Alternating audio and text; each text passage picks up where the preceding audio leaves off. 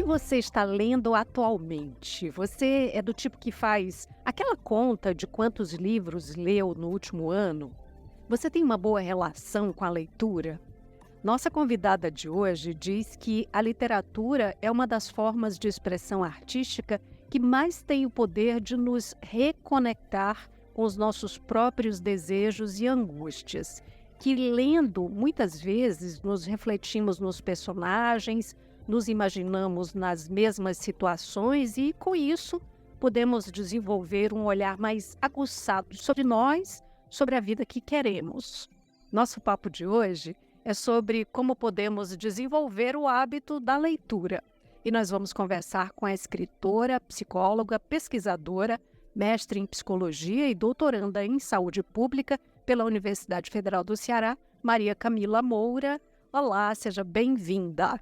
Olá, Melissa. Muito bom estar aqui. Obrigada pelo convite. Espero que esse papo seja frutífero, né? Que a gente possa trazer boas informações aí para os ouvintes. E eu já quero saber qual é o papel que a leitura tem na sua vida. Olha, a literatura, para mim, ela é salvífica, né? E a leitura, se a gente pode pensar assim, existem leituras e leituras. Existe aquela leitura que é de entretenimento, que é como se fosse quase uma novela que a gente está vendo, mas em letras. Existe uma leitura que é mais informativa, e a gente que é da academia lê bastante, mas é aquela leitura realmente de academicista, informativa para nos formar. E existe a leitura de compreensão, que é aí que eu estou colocando mais, eu vou falar mais de literatura aqui, dessa leitura de compreensão, que é quando a gente olha para aqueles personagens e de repente, sei lá, eu comecei a ler muito nova, e via de repente ali personagens com suas falhas, com seus erros, mas eles eram amados, eram queridos apesar dos seus vacilos, e a gente consegue empatizar com pessoas que talvez na vida real seja difícil, né? Então, a literatura ela nos abre portas para um universo que a gente não teria contato, ela exercita, faz um exercício imaginativo muito bom, e para a gente ser empático, para a gente pensar no outro, a gente tem que ter um mínimo de um exercício imaginativo, né? Até o Oscar Wilde fala que o pior defeito é a falta de imaginação, e a literatura nos fomenta isso. Então, na minha vida, a literatura é salvífica, desde sempre. E ainda tem aquela coisa de que diz que a vida real é muito pesada, muito dura para a gente suportar, né? Que a gente precisa, inclusive, da ficção, né? Para dar essa cor nova, né? O que a gente vive, é o que a gente sente, pensa, enfim. E essa relação mesmo com os personagens, né? Se é mais de se apaixonar ou de odiar os personagens. Sim, mas agora, por exemplo, essa questão, ok, a gente precisa da arte, porque a vida às vezes maltrata, esmaga e machuca muito, mas, por exemplo, para quem é leitor de Kafka, eu adoro ler Kafka, o Kafka dá um soco no estômago da gente, que é muito mais pesado que muitas realidades, principalmente para a maioria de nós, privilegiados, classe média, enfim. Então, às vezes, você entrar em contato com algumas realidades que você não teria na sua bolinha, no seu, dentro, né, da sua realidade ali privilegiada. Então, a literatura tem isso que proporciona, entender outros mundos, às vezes que que você precisa entrar em contato para entender outras formas de ser e estar no mundo, e também, também é um consolo, às vezes, assim, que sabe quando a gente, às vezes, coloca muito drama na nossa vida, e é muito bacana dizer, não, deixa os meus dramas na literatura, deixa essas intensidades, esses comportamentos disruptivos, esses rompantes, para os meus personagens, na minha vida, deixa eu, ok, eu quero ter uma vida mais tranquila, e essa intensidade eu posso transportar para um outro espaço que não é o mesmo, né. Então tem também essa parte da literatura pesada, que muitas pessoas, inclusive eu, também gosto bastante. Você disse que lê desde muito nova, né? E a gente tem uma tendência a ficar também olhando para o outro, né? Dessa coisa do hábito mesmo, né? Que se trouxe da infância, se não trouxe. Mas tem quem não tenha tido o privilégio, né, de ter o contato com os livros cedo e que depois adquiriu e depois de adulto isso foi uma reviravolta na vida, né? Eu tenho centenas, literalmente, de e-mails de pessoas que participaram, né, nos últimos anos, que eu faço mediação de um clube de leitura, de pessoas que começaram realmente o hábito da leitura já depois de mais velhas, pessoas que iniciaram na aposentadoria, né, e-mails lindos, que o nosso clube de leitura é online, então, a nossa comunicação é sobretudo nesses relatos, não em partilhas ao vivo, mas escritas, né, e é lindíssimo. Mas também não romantizar essa questão de, começou desde cedinho, a família incentivando, por exemplo, no meu eu sei que tem pessoas e que bom, e espero que meu filho seja uma dessas pessoas que consiga incentivar o hábito de leitura cedo, mas no meu caso eu sou neurodivergente e era muito expulsa de sala de aula e o castigo na minha escola era ficar na biblioteca. Então, não tinha nada para fazer, era uma situação de puro tédio, estou aqui entre livros, o que farei? Vou ler. E comecei a ler daquela forma, então deu certo, mas cada um tem uma história. Tem gente que é por estímulo familiar, tem gente como é um castigo que acabou se tornando, né, um consolo. Algumas pessoas encontram lá na frente a questão da rotina mesmo, né? Tem pessoas que têm uma rotina que a leitura ela vai ter que abrir um espaço, ela vai ter que deliberadamente abrir esse espaço para poder o hábito da leitura caber ali. Não temos as mesmas 24 horas, né? Cada um tem suas 24 horas. Então, é muito mais fácil uma pessoa ter uma rotina tranquila, que tem ali seu empregozinho fixo. Agora, uma pessoa que faz 3 turnos, chega em casa, cuida de casa, de filho e tudo mais, às vezes ela está tão exausta no final do dia que ela vai realmente para o que é bem mais fácil, né? Rolar dedinho em Instagram, em feed de notícias. A leitura ela demanda um pensamento complexo inicialmente, né? Uhum. Você falou aí do cansaço, né, mas tem também uma série de fatores, né. Final do ano passado, eu lembro até de ter comentado essa pesquisa, o panorama do consumo de livros, feito pela Câmara Brasileira do Livro, né, e que mostrou que, somente 16% da população brasileira é consumidora de livros. E a questão do preço, né, aparece em diversos aspectos da pesquisa.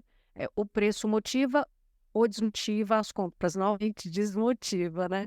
Mas tem uma coisa bacana que mesmo entre os não compradores de livros, né, que é a maior parte da população, a maioria diz que a leitura é uma atividade relevante. Então, pela tua experiência, como é que isso aparece, esse senso comum, né, de: "Ah, o brasileiro lê pouco". O que que você acha disso? Tem brasileiro lê pouco literatura. Mas se a gente para pensar, as pessoas estão o dia inteiro lendo WhatsApp, estão o dia inteiro lendo legendinha de Instagram. Então, existe sim uma leitura de entretenimento, leitura mais pueril, mais boba, mas realmente uma leitura de compreensão, uma leitura de se vou sentar, vou ler essa literatura, tentar compreender o livro, isso realmente é muito pouco, né? Então, e quais são os espaços que a gente está se abrindo? Mas que se a gente para pensar, até uma coisa que eu já comentei bastante lá no clube, nossa, a gente tem mais, a gente, a ferramenta Google, né? Nós temos mais acesso à informação do que os grandes pensadores da história. Freud não tinha acesso a tantos livros, a tantos escritos como a gente tem. Nós certamente lemos muito mais do que Agostinho de Hipona, né? O Santo Agostinho, porque naquela época nem imprensa tinha. Então imagina só, o tanto já, talvez eu tenha pego mais livros do que um Santo Agostinho da vida, mas o tempo de refletir, de maturar, é muito diferente. Então, até as pessoas que leem, né, que se dizem leitoras, muitas vezes elas são uma lógica reproduzida o modelo da nossa sociedade hoje, de produtividade mesmo, de dar check. Eu li 30 livros, eu li 50 livros, e não, tá, eu li um, mas eu compreendi profundamente, posso pensar sobre, posso adquirir repertório com isso, né? Então, também tem essa questão. Qual é o tipo de leitura que é relevante? É só ler por ler? Né? Porque, não sei, Santo Agostinho talvez tenha lido menos do que nós duas aqui, né? Uhum.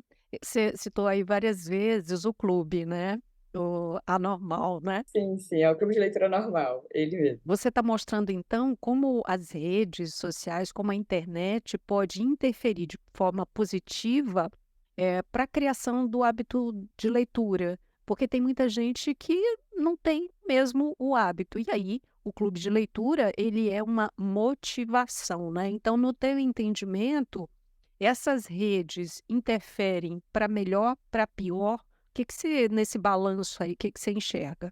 Vamos lá, não vou nem pegar no espectro do clube de leitura normal, mas, por exemplo, a gente tem um canal no YouTube que é como consolo das pessoas que não conseguiam pegar nenhuma vaga, porque as vagas são limitadas do clube, a gente abriu, então, como consolo, o que a gente chama de leitura dirigida, né? Então, nós já lemos na leitura dirigida, no clube a gente lê um livro por mês, e na leitura dirigida são calhamaços. Já lemos Longe da Árvore, do Andrew Solomon, lemos Juntos, Crime e Castigo, do Dostoiévski, Os Irmãos Karamazov, do Dostoiévski, e Ana Karenina, né? Então, cada ano é um livro. E quando a gente pensa, por exemplo, que eu não vou lembrar o número exato, mas, salvo engano, vale checar, tem mais de 10 mil, 15 mil, agora eu não lembro se é 10 ou 15 mil visualizações em aulas de Dostoiévski. Então, poxa, será que todas as pessoas estariam disponíveis para ler Dostoiévski sozinhas, se não tivesse tido esse impulso, às vezes, por uma rede social, chamar para assistir uma aula, e essas pessoas começam a ler? Então, a rede social tem isso. Eu posso estar realmente investindo e fazendo comunidade de leitores, como a gente vê, nessas leituras que são abertas ao público, né? Gratuitas, são lá disponíveis, e encontrar outros leitores, e encontrar uma pessoa que está ali mastigando o livro comigo, capítulo a capítulo, porque tem isso também, né, de movimento de companhia. Como eu posso simplesmente ficar lendo só legendas superficiais, né, ou nem ler a legenda, né? Tem gente que só vai, e você que é da área, né, do jornalismo, sabe que tem muitas pessoas, às vezes, que leem a manchete e não leem nem a legenda do texto, não se dão nem esse trabalho. É, cada vez mais é assim. Infelizmente, né. Aí tem que ter maior cuidado de como escrever a manchete, porque muitos não vão passar para a legenda. Então, rede social é uma ferramenta, não é boa nem ruim, depende do uso que a pessoa faz. Então, tenham essa questão, mas tenham esse repertório pessoal de ver milhares, literalmente, pessoas lendo Dostoiévski, lendo Tolstói comigo, e não seria possível se não tivesse rede social, né. Você citou aí livros bem densos, falou inclusive de calhamaços, né, então tem gente que se assusta com o tamanho dos livros, né. E aí eu já queria vir para essa coisa mais, didática mesmo, assim, como é que alguém que lê pouco ou nada pode passar a ser leitor? Vamos lá, aí a gente está falando de formação de hábitos, que é outra parte da psicologia que eu adoro, né? Tem outras questões.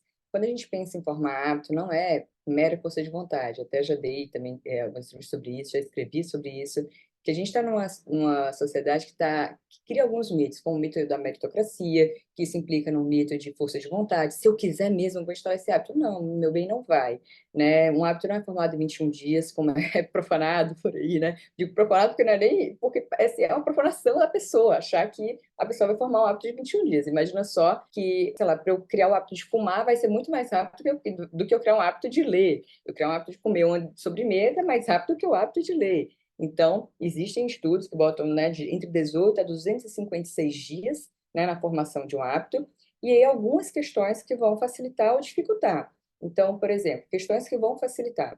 Sempre que eu vou iniciar uma atividade, eu tenho que ver qual é o momento mais propício. Não é o momento ideal. Nunca terá um momento ideal da leitura. Ah, não, vou sentar. Tem pessoas que acham que vão sentar, tudo em silêncio, e agora, com o meu marca-texto, eu vou ler.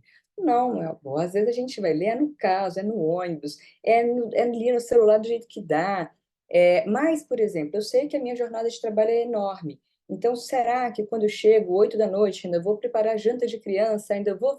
Aquele horário talvez seja o horário que eu esteja mais esgotado, e a cena do filme em que as pessoas leem antes de dormir talvez seja pior para mim. Talvez naquela hora eu mereça simplesmente não fazer esforço nenhum, porque a leitura demanda uma codificação. Eu tenho uma palavra, eu decodifico a palavra, eu coloco essa palavra no sentido de frase, eu coloco essa frase no sentido de um texto, entende? Eu junto esse texto com o meu repertório pessoal, então é um ato complexo. Então, saber qual é o melhor horário, isso vai facilitar. Qual o momento propício. Às vezes é no intervalo do almoço, às vezes só um pouquinho. Não ser perfeccionista. Tem gente que vai ter aquela questão assim, e o perfeccionismo atrapalha muito qualquer criação de hábito. O perfeccionista é aquela pessoa que tem um pensamento muito dicotômico. Ou é tudo ou é nada. Ou eu faço perfeito ou eu não faço. Não é aquela pessoa ou extremamente organizada, isso não tem nada a ver. É a pessoa que ela vai nessa dicotomia. Então, por exemplo, se eu não consigo ler muito bem, se eu não consigo ainda entender tudo, ah, não, então é melhor deixar para lá. Ou então, se eu não consigo ter um ambiente perfeito, eu deixo para lá. Coisas que vão facilitar também. Se eu leio, tem gente que quer ler um livro de cabo a rabo. Para uma pessoa pode ser maravilhoso. Mas, às vezes, eu não estou nem cansada de ler, eu estou cansada do estilo. Então, a gente falou, por exemplo, aqui de Kafka. Kafka, eu não leio à noite, por exemplo, porque me dá pesadelo. Eu fico pensando naquilo ali. Então, mas à noite eu quero ler outra coisa. Então, eu variar os estilos dos livros, ter mais de um livro. É que nem outra questão para facilitar a hábito. Imagina só se eu estou querendo parar de comer biscoito. Se eu quero parar de comer biscoito, eu não vou ter à minha disposição biscoito em casa. Eu não vou ter, mas se eu quero, de repente, me estimular a comer, eu quero me estimular a beber água, eu vou disponibilizar um copo de água onde eu estiver. Eu vou estar sempre com a minha garrafinha, eu sempre estou acompanhada do que eu quero estimular. Então, se eu quero instalar o hábito da leitura, eu vou estar acompanhada desses livros. Então, eu vou, de repente, colocar um livro na bolsa, um outro livro vai ficar do lado da cama, um livro vai ficar na sala. Eu vou, de repente, variar o formato da leitura. À noite, às vezes, ler um livro, a luz ligada, o livro ali segurando, pode ser difícil. Então, de repente, eu tenho um dispositivo como o Kindle, ou ler no celular, aplicativo de leitura, isso pode facilitar. Eu entender que as brechas do tempo existem. Então, estou ali, ai, mas eu tenho pouco tempo. Tá, mas em pouco tempo eu consigo ler um pouquinho. Eu entender sobre a concentração, outro erro terrível para quem quer instalar hábito de leitura. A pessoa ela chega, ela fala, ah, não estou concentrada, eu vou parar.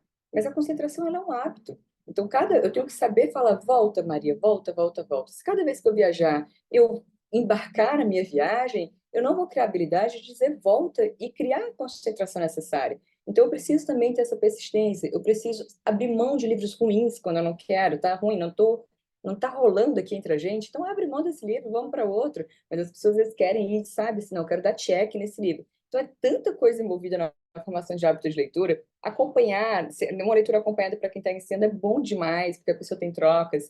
É falar para alguém sobre o que leu é estimulante, porque eu li e de repente eu converso com alguém e é reforçado. O ser humano adora reforço, né? Recompensa.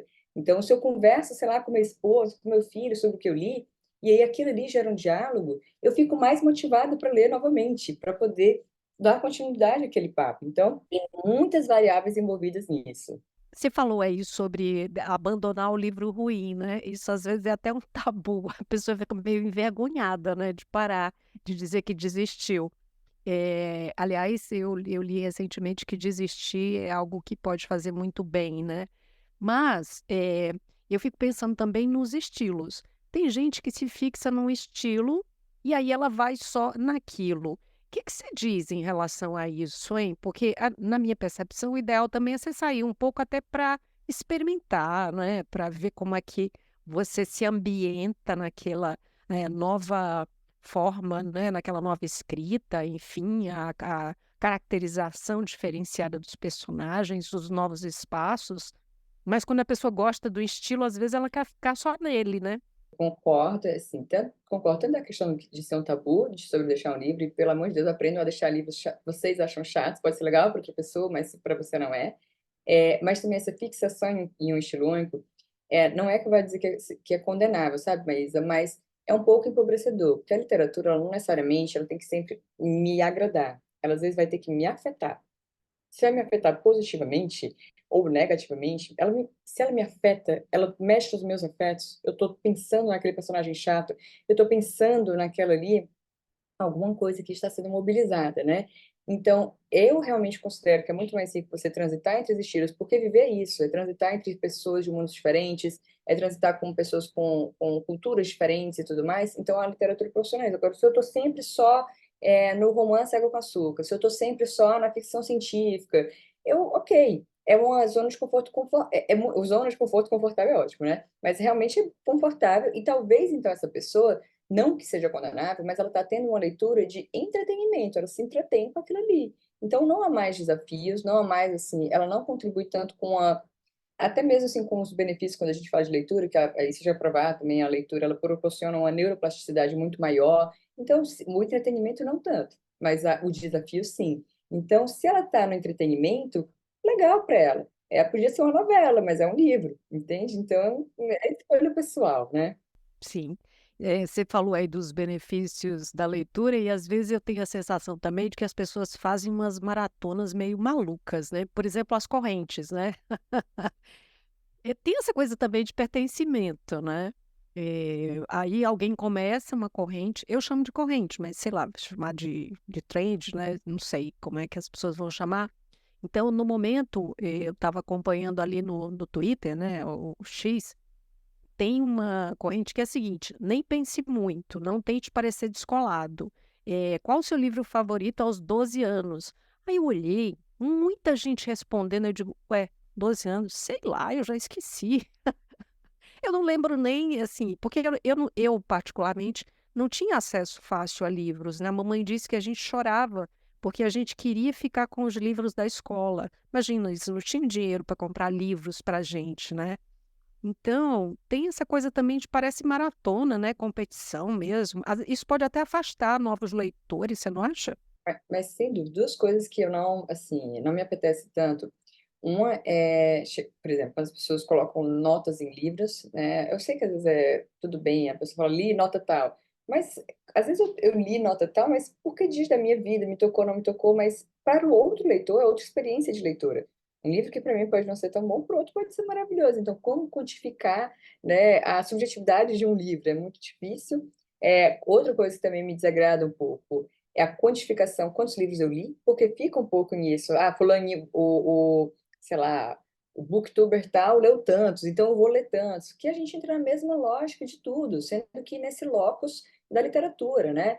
E nós nem sabia dessa corrente, dessa trend aí que está tendo, Tá rolando, quentíssima, do momento. não sabia, mas as pessoas também às vezes se veem obrigadas, talvez elas nem lembrem, mas se sintam, ai não, mas foi tal livro. Gente, para quê? Para que perguntar quantos livros uma pessoa leu? Para que perguntar outra coisa que eu, minha gente, e me perguntam sempre, eu abro caixinha no Instagram, que é qual é o seu livro preferido? Eu digo, depende.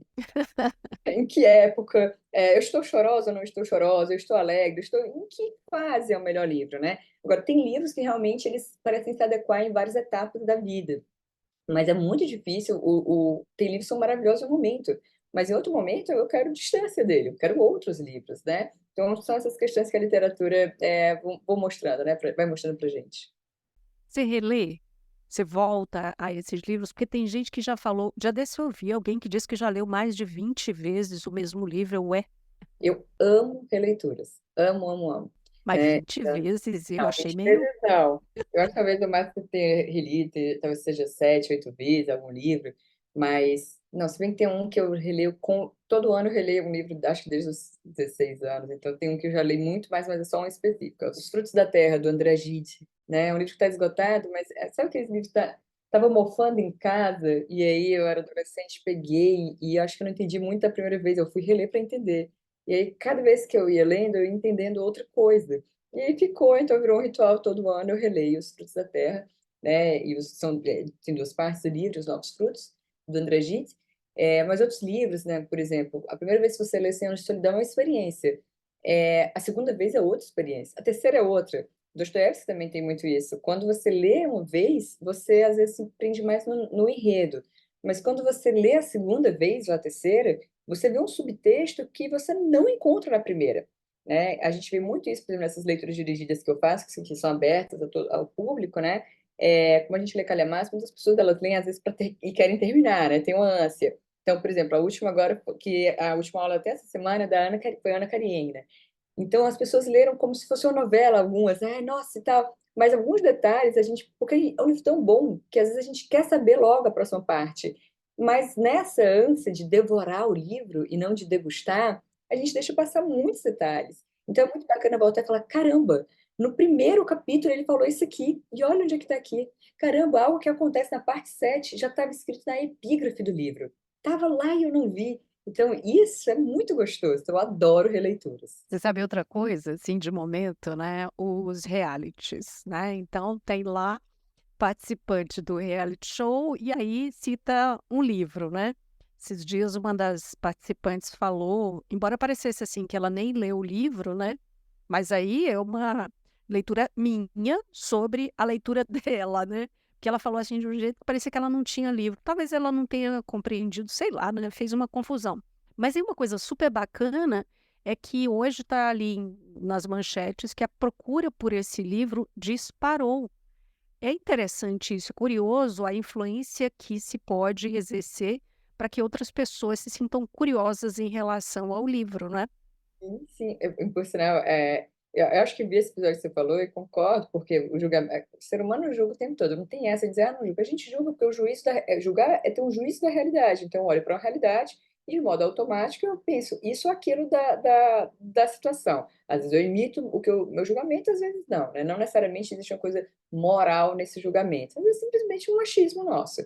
E também achei muito curioso esse fato que você trouxe, porque eu também reparei isso. A pessoa falou, o livro 1980 e tanto. Ela nem sabia, ela não relatou o nome do livro, mas eu acho que a outra companheira, se não me engano, complementa em 1984, e aí eu vi hoje, eu achei assim, caramba, né? Como? E de fato é muito interessante, que bom, né? Então, então 1984, que se fala do Grande Irmão, então é desse livro que se tira o nome, O Grande Irmão, do nome do programa. Então, é interessante, sim, e a gente vê essa questão da influência por exemplo, nesses movimentos que a gente tem no YouTube, no Instagram e no TikTok também, mas eu não sou muito TikTok, então eu não posso falar tanto, desses influências de literatura. Então, de fato, a gente começa a receber muitos livros, a gente começa a receber um contato, porque isso é porque eu sou micro, mas quem trabalha somente com isso, a literatura é o meu hobby, mas tem pessoas que trabalham, né, com divulgação de livros e tudo mais, e o número de vendas aumenta drasticamente, drasticamente. Então, realmente, por um lado, por mais que não. E aí tem eu não quero de jeito nenhum colocar a gente numa bolha, mas, por um lado, é muito bacana a disseminação que alguns influencers fazem de alguns livros, mas, por outro, que geram curiosidade, as pessoas vão atrás, mas, por outro lado, eu temo de como isso está sendo feito. Se a gente não volta para aquela questão do tem que ler tantos livros, ou então, se a gente não volta numa questão de uma produtividade, de uma leitura por ler, de dar check por dar, sabe? Então, isso me preocupa um pouco, por outro lado. Então, não sei dessas pessoas que foram ler agora 1984, a qualidade dessa leitura, como é que tá? Entende? Isso eu fico um pouco reticente. Então, já que você falou assim, parece que é meio circular, né? A gente volta para o começo, vou voltar para o começo, mas perguntando o que pode tornar a leitura algo mais prazeroso? Por mais que você tenha falado durante o papo inteiro, levando para isso, queria fechar assim. Olha, tornar a leitura prazerosa é tornar a leitura uma leitura que te toque. Entender isso, que a leitura não é um instrumento de vaidade, a leitura não é um instrumento de enaltecimento de si. A leitura ela pode ser sim, ela é uma ferramenta que pode vir a ser transformadora. Né? Não no sentido, não é um livro que vai transformar a sua vida, mas é aquele livro que vai te abrir diálogos internos, que vai te abrir diálogos externos. Então, entender o poder transformador da literatura, eu acho que facilita muito a pessoa ter aquele prazer. Entender que mesmo quando a leitura, na hora, não está sendo prazerosa, ela pode ser frutífera. Então, talvez, resumindo o resumo da ópera, uma leitura ela pode ser mais prazerosa quando eu entendo que ela é frutífera. Seja como for. Talvez o fruto ali na hora eu esteja um pouco angustiado lendo um autor pesado, mas ela é frutífera, então vale a pena esperar. Eu estou na contramão do mundo quando eu estou lendo. Eu estou parando. Olha, esse mundo acelerado e eu estou parando. Isso já é tão subversivo, sabe? Então, espero que as pessoas se incentivem a ler um pouco mais. Que alegria esse papo com você aqui. Curti muito. Maria Camila Moura, muito obrigada. Obrigada, eu que agradeço, né? É um prazer enorme estar aqui. Fico à disposição para os encontros, foi um prazer enorme. E assim, gente, nós chegamos ao final do nosso episódio. Vai ser sempre uma alegria encontrar você aqui nos nossos papos. O Papo Saúde agora é quinzenal. Não esquece de seguir a gente na sua plataforma de streaming favorita. Se você está no Spotify, aproveita para dar 5 estrelinhas para a gente. Classifica o Papo Saúde. Você ainda pode dizer o que achou desse episódio. Deixa aí a sua pergunta, a sua sugestão de tema para esses nossos encontros. Se inscreve no nosso canal no YouTube, assim você passa a receber a notificação sempre que tiver episódio novo por aqui. Eu lembro que esse episódio foi gravado de forma remota. Cuidar de você, esse é o plano. Você pode entrar em contato com a Unimed Ceará pelos perfis oficiais no Instagram e Facebook ou pelo site acessando www.unimedceara.com.br. Esse podcast é desenvolvido pela Leme Digital. Até a próxima. Saúde!